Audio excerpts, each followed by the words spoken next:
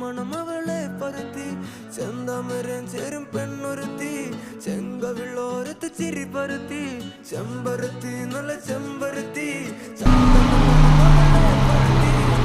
തിരുവനന്തപുരത്ത് നിന്ന് ആലപ്പുഴയിലേക്ക് പോകുന്ന ആ KSRTC ബസ്സിൽ അന്ന് വലതുകാൽ വെച്ച് കയറുമ്പോൾ ഞാൻ അറിഞ്ഞിരുന്നില്ല ആ യാത്ര എൻ്റെ ജീവിതത്തെ മാറ്റിമറിക്കുമെന്ന്.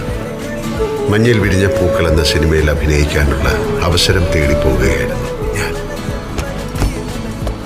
യാത്രകളുടെ വിരസത മാറ്റാൻ കൂടെയുള്ള യാത്രക്കാരുടെ അനക്കങ്ങളും ഭാവങ്ങളും ശ്രദ്ധിക്കുക, അവരുടെ മനസ്സിനുള്ളിൽ എന്താവും എന്നൊക്കെ വെറുതെ ചിന്തിക്കുക എന്നൊരു സ്വഭാവം അന്നും എനിക്കുണ്ടായിരുന്നു.